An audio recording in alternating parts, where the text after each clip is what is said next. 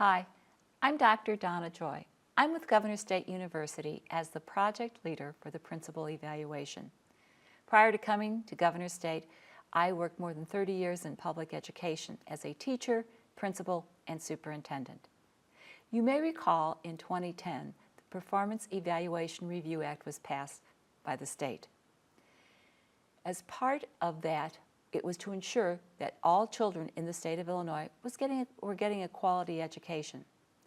Governor State at that time had a federal grant to help improve instruction in the classrooms. It was a logical step for the team at Governor State to look at the leadership in the schools. They formed at that time a design team to create a principal evaluation. As part of that design team, there were 4 superintendents, I was one of them, over 20 principals, and faculty from Governor State.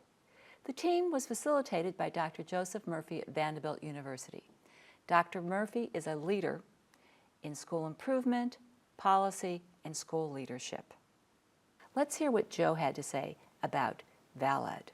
The important piece of the VAL ED, I think, as a starting point is to acknowledge that it is a direct measure of the behaviors of principals that explain student learning in schools. That's what it's fundamentally all about. It's very targeted on those behaviors. There are things it doesn't measure, but it unequivocally goes after the instructional leadership role of the principal. We refer to that as sort of learning-centered leadership. The other thing I think it's very important to remember as part of this evaluation system is that the VAL ED is anchored on the national standards and the Illinois standards for school leaders. So they would be the Illinois standards, obviously, and the ISLIC standards for school principals, which are the national framework. The whole VAL ED rests on those standards, and that's important, I think, to understand as well.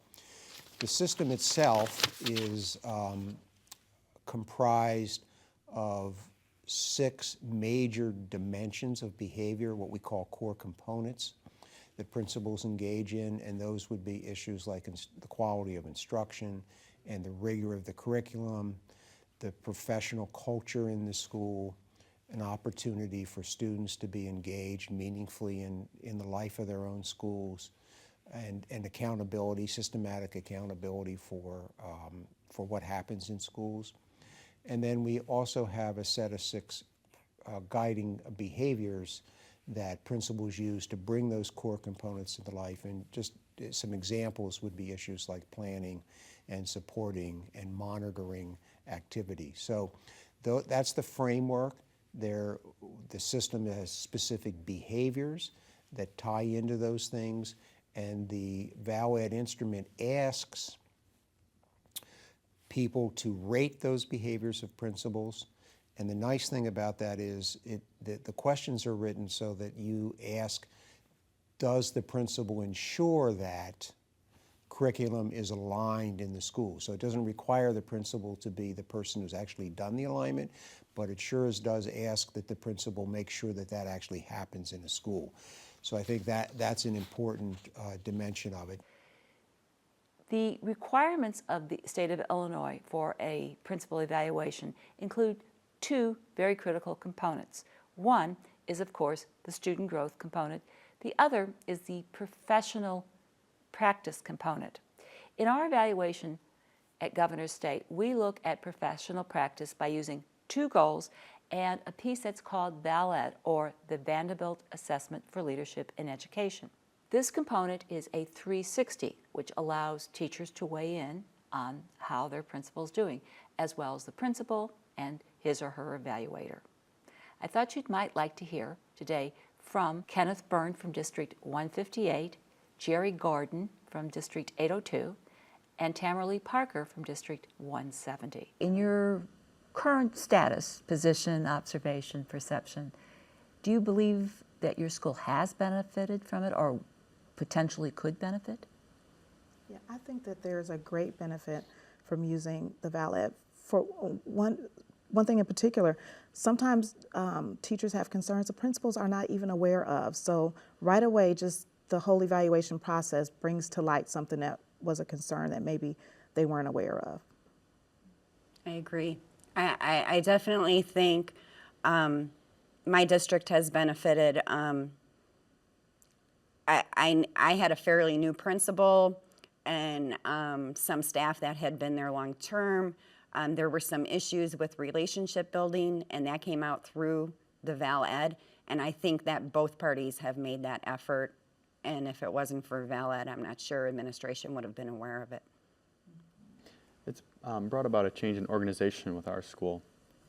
Everything's a lot more organized and structured now. There's new developments with curriculum and how we're implementing, and just small things like math groups and make a certain amount of your day devoted towards working in small groups for reading or math, things like that.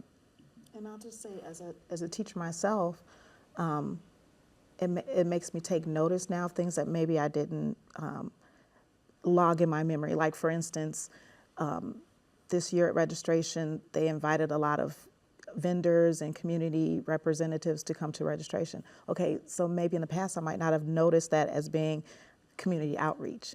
Now I pay more attention to, oh, we do. We've been doing community outreach. We've been doing this. And so it kind of makes me more aware of what's going on in school. As you heard Dr. Murphy say, Val Ed is a reliable research-based survey, and it allows you to weigh in on your principles, which he believes is very important. But he also said it measures leadership behaviors. It's not about attitude or personal characteristic. Val Ed provides you an opportunity to give honest, anonymous feedback, and if completed with integrity, it really promotes school improvement. And equally importantly, it helps the principal grow in his or her leadership role. I'd like you to hear what the teachers had to say about this. Let's listen to the teachers. When you were getting ready to become involved in Val Ed, how were your teachers prepared for that? I'll say that at our school, we had at least 2 meetings. The first meeting, 2 teachers explained the Val Ed process and what we would be doing, and they gave us the date that we would do the actual survey. And then on the date of the survey, they gave us more instructions, they gave us our codes, and we went off and did the survey.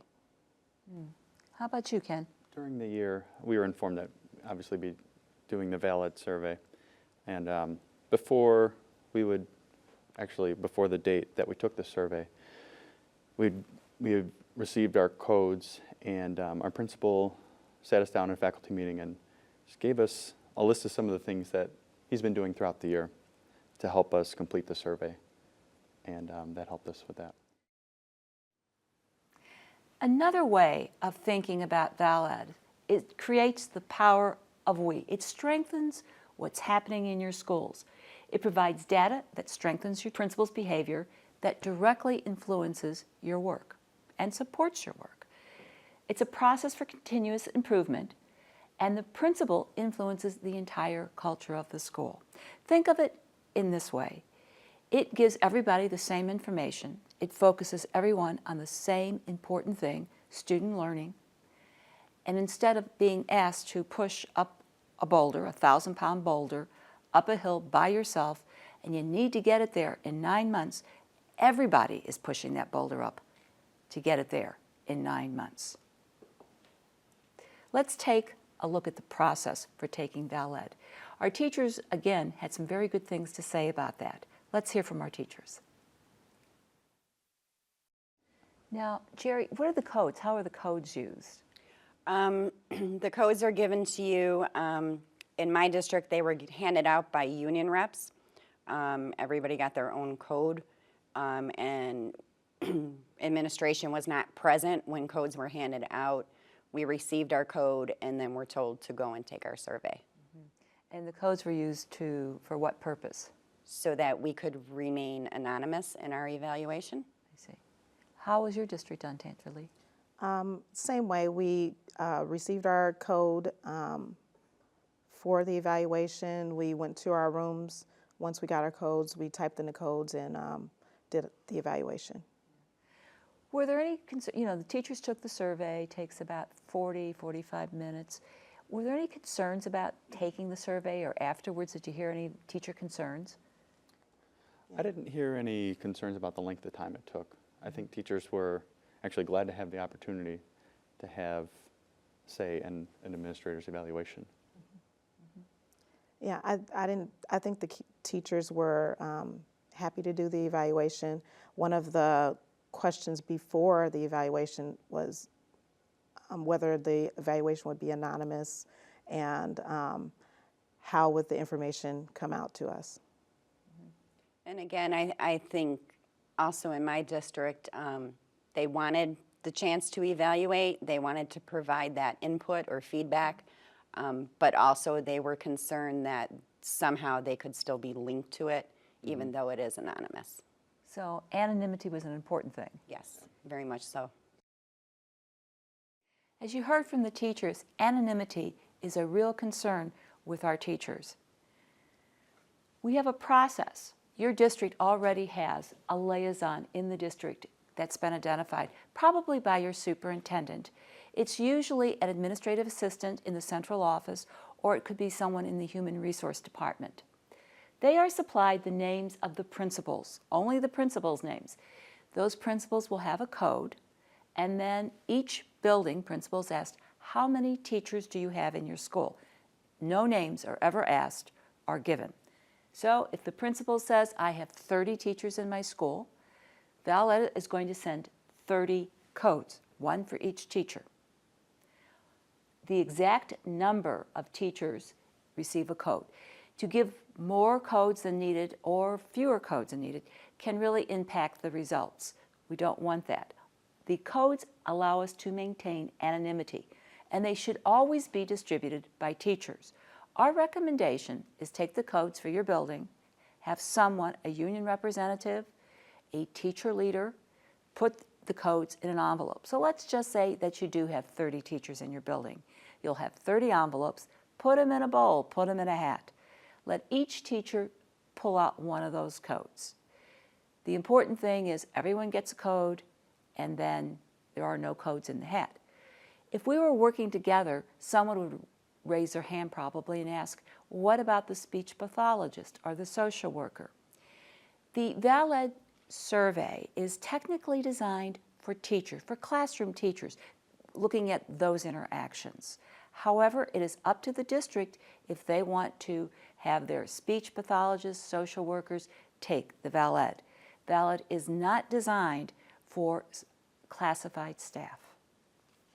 It is an online survey. It has 72 items. That's what your principal and your principal evaluator will take, 72 items. You're going to take half that, 36, for certified staff. As part of that, you're going to rate the effectiveness or ineffectiveness of your principal on a scale of 1 to 5. And you will then be asked to indicate a source of evidence. How do you know that? How do you know that your principal does it? Do you see him do it? Have you heard other people talk about it? Let's ask the teachers some of their thoughts about the evidence. When you complete the VAL ED survey, you look at different areas and you're asked to determine the rating as well as the source of evidence. And I know from talking with teachers, that's an area of confusion for them, sources of evidence, which can come from just their own personal observations. In your conversations with your colleagues, was that an issue, the source of evidence? A little bit. I would say a lot of the evidence came from personal observation and the other things where personal observation wouldn't apply. I think it was hard for them to remember certain things throughout the year that was done that apply to like community involvement or things like that. So maybe a refresher in the beginning of the year of the different categories that they will be that they'll be evaluating the principal on would help, so they could know what to look for throughout the year. Yeah, I think in the beginning of the year, I think teachers could use a little prep on this is what you're going to be evaluating, so then you know what to look for, and maybe even take note of, so you are more prepared. When you get down to the evaluation, Right. you take your list and take a look at what's been done. My principal actually gave us, you know, a little list of the things that happened throughout the year, so we can use that on our evaluation. And my building is a big building. It's K through 8, and just about every grade level has 2 teachers per grade, and some have 3. So I think, well, while I might have had a lot of personal observations, somebody else might have actually been on a committee, so they would have more firsthand knowledge about whatever the question was. So I think making teachers aware of everything that's going on in the building might help with the evaluations as well.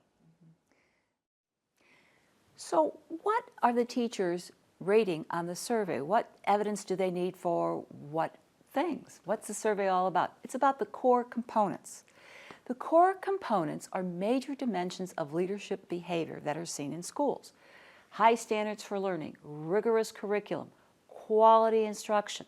Now, that's probably familiar because many of you took a similar survey last spring, the 5 essentials. Think about that for a second. Rigorous curriculum, that lines up with ambitious curriculum in the 5 essentials. VAL ED and the 5 essentials really line up very nicely to support what's going on in your schools. These are 3 of the 6 components. Let's look at the other 3. Culture of learning and professional behavior, connections with the external community, and performance accountability. In addition, there are processes that support these components. Sometimes we think of them as verbs. The teachers also discussed that. Let's hear what the teachers had to say. The core components in VAL ED really look at those organizational elements. For example, the rigor in the curriculum, your interactions and relationships with the external community. So that's kind of specific language. And I know we had been talking earlier, and you talked about the use of language, principal language. Can you maybe elaborate a little bit on that? Well, I think that teachers need to be made more aware of the language of the VAL ED assessment. Just like as teachers, we're expected to use the Common Core language with our students so that everybody's on the same page and everybody has the same knowledge of that vocabulary. I think administrators need to make more of an effort of using the vocabulary so that teachers are more comfortable with it when it comes to evaluation time. Absolutely. Yeah, we have to state our objectives. Right. So I think that would help. Right. And, hey, this is what this applies to this standard, or Right. You know, like teachers model for students, I think administration needs to model for teachers so that we have a better understanding. So the teachers explain further about the core components, those leadership behaviors. But how does that translate into the schools? It's from the key processes. In other words, verbs. You know, I have high standards for student learning. There's rigor in my curriculum. Well, how do you know that? It's the way I plan for that, implementing or supporting. You might have principals that do a great job of planning the curriculum and implementing it, but perhaps they don't create quite the conditions that you feel support it enough. The other thing is, some of you might say, well, you know, we have a wonderful curriculum, but the principal didn't do it. It was done by the central office person or the department chair or another faculty member. The principal doesn't have to do everything. What the principal needs to do is ensure that it's happening in your school. So the job of the principal is to ensure these things are going on. So here are 3 of the 6 processes. Let's look at the other 3. Advocating, communicating, and monitoring. One of the toughest processes, in my opinion, is advocating, because what that entails is promoting the needs for all students. And sometimes boards of education, parents, community members, even other faculty members have difficulty understanding that youngsters need different things. So sometimes some children do need more assistance. Perhaps some youngsters need a longer time in reading or an additional tutorial.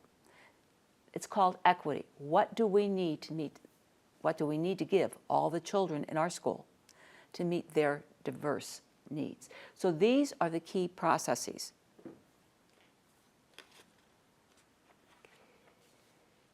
The processes interact in this way on our leadership framework. So looking over here, you see each one of the core components, the 6 components. If you go across, you'll see the processes.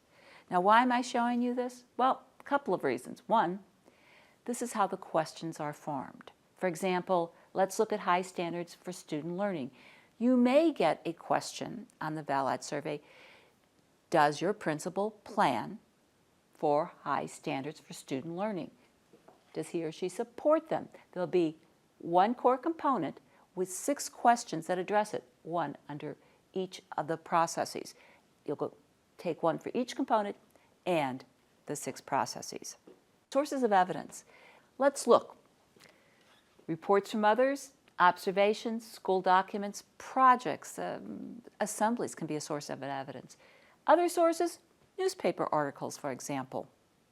Or there can be no evidence. When you mark no evidence, it does not negatively impact the principal's observation. What's important is you have some sources of evidence. You can select as many as you like. For example, you can say, well, you know, I know that we've got rigor in our curriculum. I hear it from others, my own personal experience, our curriculum documents could be a source of evidence.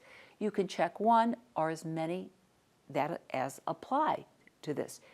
Or you can simply select no evidence. About 84% of the teachers nationally select personal observation as their major source of evidence.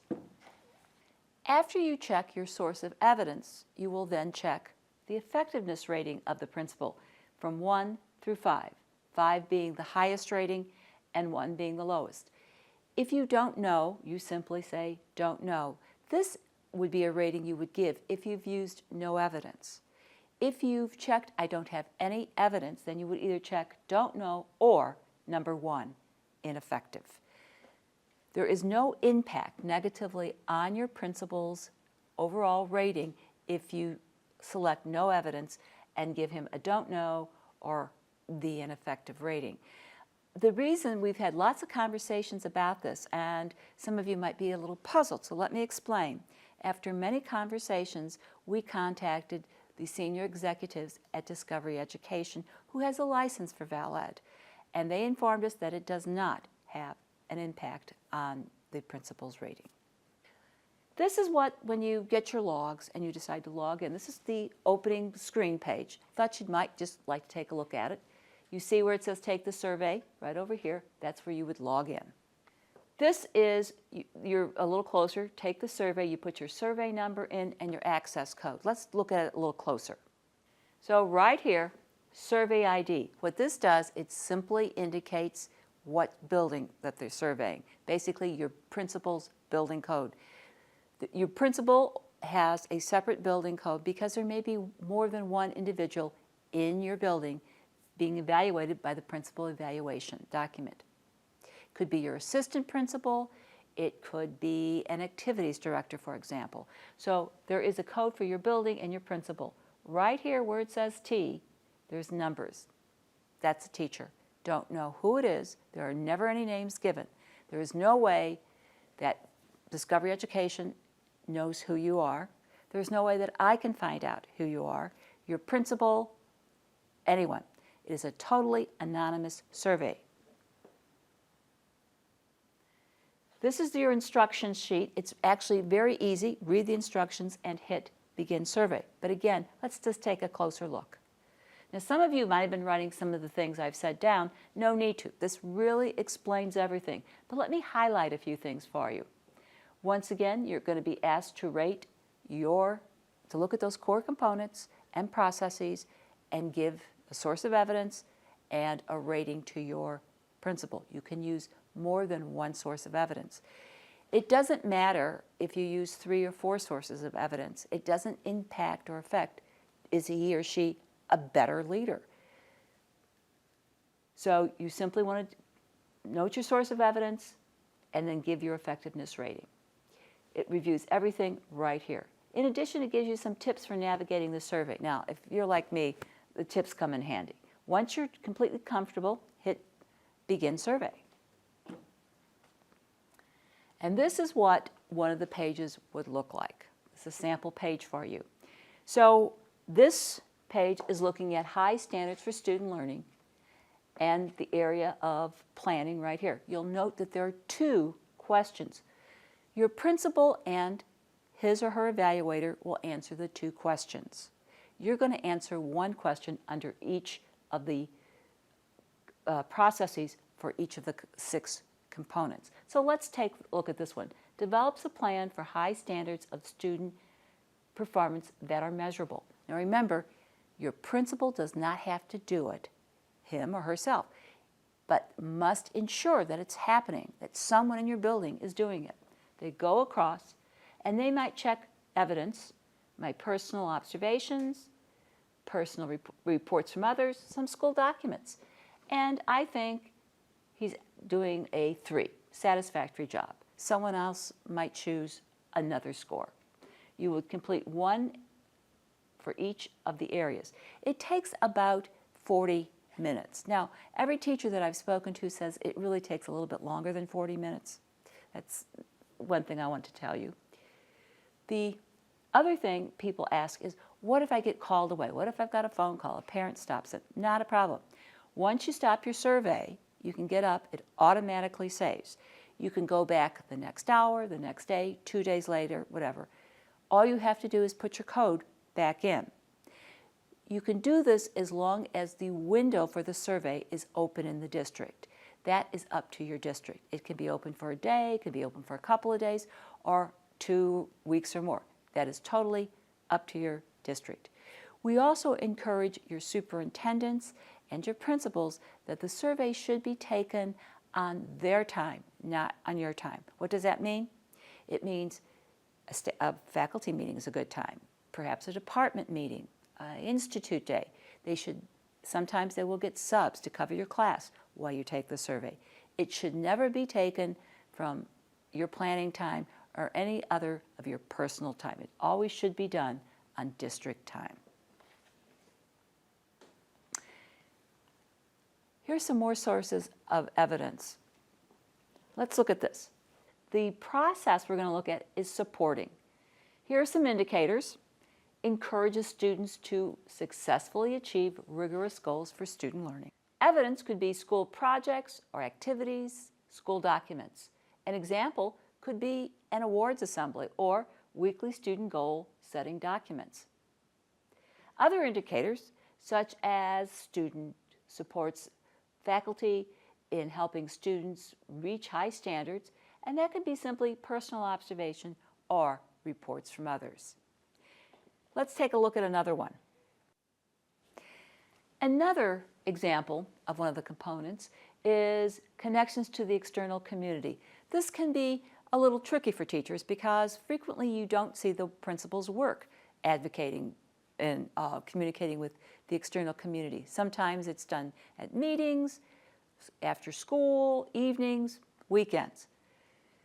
Let's look at we're going to look at the process of advocating, and we're going to look at the indicators, challenges, barriers from outside the school that can inhibit learning.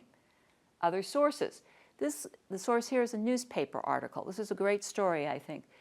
The principal noted that the kids were being disturbed by a lot of repair work being done by the village around the school. She went to a village hall board meeting and she asked if that not occur unless it was an emergency. They agreed to it, and there was a nice newspaper article about it. It's a perfect example of advocating. Another one could be promotes mechanisms for reaching families who are least comfortable in the school. And here it could be reports from others, such as home visits. The teachers had some things also to say. And my principal, seems like he makes it a no. He'll never say it, but he's talking with every teacher every morning after school. He's always talking with us, making us feel like he's easily approachable. Right. So in a way that makes the evaluation a little bit easier. Right. At my school, our principal, she comes into our team meetings at different times. We have PLC meetings, so it'll be all of third grade, but sometimes we have meetings just with the third grade in our building.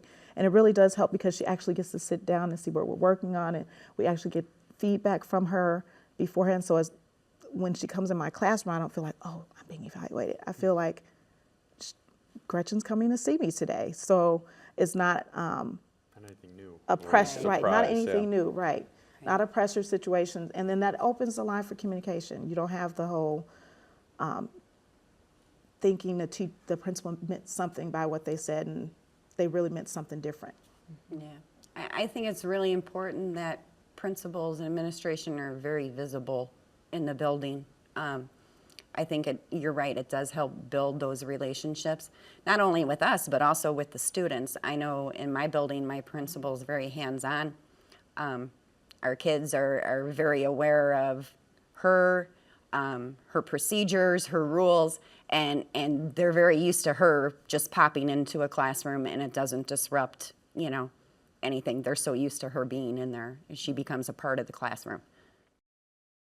So you've heard from our teachers, and we've given you some examples of what evidence could be. This is a bar graph. It represents a national trend from the different groups of how they use evidence. So if you look at the green bar, which is the principal, up here is the principal, you see that about 88% of his evidence comes from reports from others and about 84% from personal interactions. If you look at the teachers group, you see 84% comes from their personal observations and fewer in the other categories. The supervisor is a little bit more balanced and again a little bit stronger in documents, but nothing significant. The most important thing, however, is the data that we receive. The principals actually get bar graphs like this, and the teachers really talked about the data and how the data needs to be shared. Let's hear from our teachers. And of course, the big concern is anonymity. Teachers want to make sure it's totally anonymous. Was that just in looking or reflecting on the history of your school in Val Ed? Do you believe it was anonymous? Yeah, I believe the testing or the survey was anonymous. I think, though, that after the survey, if there were low areas, I don't think that teachers would feel comfortable saying, well, yeah, I was the one that had this concern or that concern. I think that if the principals announce it and say, we were low in this area, that I don't think a lot of hands will go up and say it was me who said it. We talked about that a little bit, and someone had a suggestion about how you might be able to avoid that. Jerry had mentioned having the union rep pass up. So we have, where I'm at, we have a betterment committee. Is that what I was talking about? That talks about the various committees throughout the building, and they report out to everybody about which committee's doing what they're doing, how things are going, the reasons for things, what we're purchasing, all of that stuff. And I really think it makes people more aware of what's going on. And our union reps were also the people who were responsible for handing out our codes to take the Val Ed. So I think it made everybody feel a little more comfortable. Yeah. I also think it was either you or Tangela indicated that if they had a report in their hand, then it was a little bit safer to really have the discussion. Those tough conversations are always hard, but they're good conversations once you can get them started. Right. Yeah. If you're looking at the results, then that can open a door to be able to say, well, oh, I see that some teachers had this concern. I can say, well, from what I hear other teachers say, this might be the reason why there's a concern. And so then the principals could get more clear feedback than just what's written on the survey. And also, if you have that report in your hand, rather than feeling like I'm the one who evaluated it that way, you could say, from a more objective point, well, it looks like so many people evaluated this and said this. Are you going to set that as a goal, or are you going to do something with that, or are you going to open a line of communication about that, rather than sticking your hand up and saying, I'm the one who voted that way? At least it's a way to address the issue. You know, you heard the teachers talking about the importance of sharing the data with their faculty. We stress this with our principals, that they must share it. It's the only way that a lot of good can come out of your work on the VAL ED. So we encourage our principals to share this. They get a report very similar to this one. And what this does is it gives them a total effectiveness rating, plus an effectiveness rating in each one of the 6 components. So you can see by the bar graphs. The blue is the principal and the green the teachers. The closer those bars are aligned, the better the survey. So this was a very good survey. You see the orange bars are a little bit out there. That's a very common national trend that supervisors usually rate the principals higher. Over here in this column, you get a mean effectiveness rating for each overall and then for each one of the components. Here is your teacher distribution rating. What this means, it gives a percentage of how the teachers used their effectiveness rating. So in this case, about 20% rated the principal either ineffective or minimally effective. Overall, about close to 50%, not quite, rated the principal either good or at least satisfactory. So this gives them very good indications. You know, I think what needs to happen is we need to think about all of this. You're going to spend time on it, your principal's spending in time on it. So what does it really mean?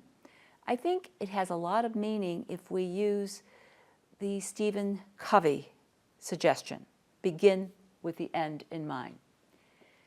Teachers and principals need to focus on kids. That's your main focus. And what VAL ED does, it gives you language, data, and conversation about focusing on the students. Sharing the responsibility and the accountability for student growth. It's not all the teachers or all the principal, but it's we working together to achieve student growth. And it's not only just academic growth, but it's also social and emotional growth. It's the total child, and it's for all kids in your school. And taking all this information and linking it together so that you have guidance for your school improvement, and so that your principal can also improve and that the school can move forward. I believe that this quote really says it very well. School principals are second only to classroom teachers as the most influential factor in student achievement.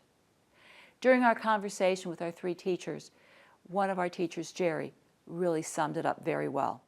I'm a great believer in this, that VAL ED really empowers everybody, and it's not just you, the classroom teacher, trying to push that boulder up the hill, or the principal, but I get the feeling that if we do this correctly, it'll be everybody, and it's the power of we're all moving in the same direction. Do you see that potential there, or am I just hoping? Oh no, I see that potential. I really think it's a way for administration and teachers to work together to improve the culture of the school. And if you improve the culture of the school, the kids are benefiting. So it's a win-win all the way around.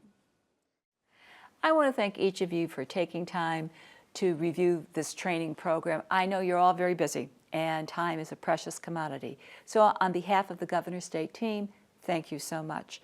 I'd also like to thank our teachers who did a great job for us: Kenneth Byrne from District 158, Jerry Gordon from District 802, and Tangerly Parker from District 170. A special thank you to Dr. Joe Murphy, who has supported us, mentored us, and pushed us on, all of us, all the principals that are working in our project, the superintendents, and us at Governor State. And a very special thank you again to you and to the production team here at Governor State University that made this video possible. Thank you.